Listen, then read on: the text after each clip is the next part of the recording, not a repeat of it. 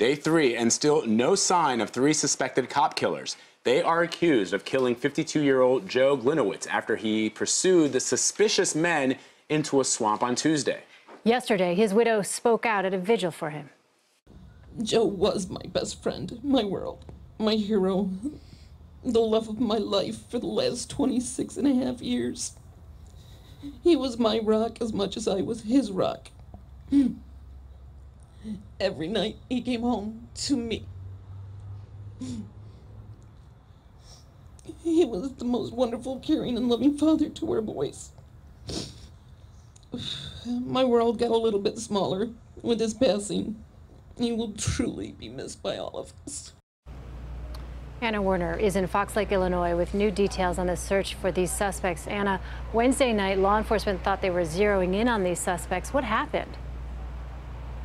Well, what happened was a 30-year-old woman called in and claimed that 2 suspects had tried to carjack her and then ran off in a field. Police now say that was a lie. That woman's now in jail, charged with 2 counts of disorderly conduct, falsifying a police report. And needless to say, it was a massive waste, evidently, of police time and effort. They sent some 85 officers out there, plus a bunch of helicopters. And, you know, the last thing they need is false reporting in this situation, obviously.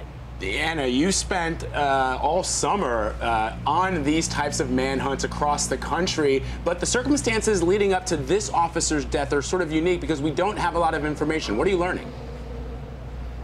Yeah, and this, you know, we were in, as you remember, Vlad, in New York, right? The prison escapees manhunt went on for 3 weeks, but that was different. There, they knew exactly who they were looking for. They had photos of those 2 escapees from the prison up there in Dannemora. They knew what they looked like. They could imagine what they would look like with more facial hair and different clothing. They knew what they'd be wearing if they came out of the prison.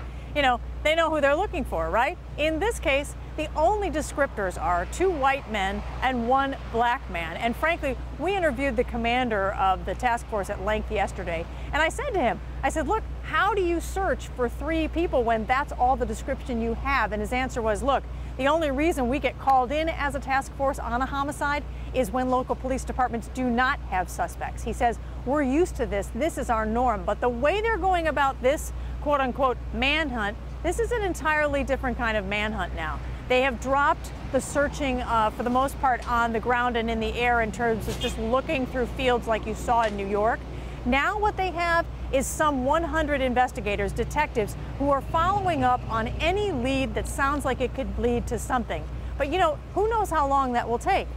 They need these 3 suspects to talk to somebody, or somebody who knows them needs to come forward and say, I know who one of these people is. And what the commander told me yesterday is the odds are much better for them because there's 3 suspects. And as he said, somebody always talks. You may remember in the Chicago area a number of years ago, the grisly slayings at a Brown's Chicken in the suburbs, where several people were murdered in cold blood in a freezer there. He was a dispatcher, the commander was, he said, when that was taking place, and he remembered his commander saying to him, we're going to get somebody eventually. It took a very long time to solve that crime, but eventually somebody talked. So that's what he's saying in this situation. He says eventually somebody will talk, but this is a completely different kind of manhunt, massive search than what they were dealing with in New York when they knew exactly who they were looking for, Richard Matt and David Sweat. Anna Werner in Fox Lake, Illinois. Thank you, Anna.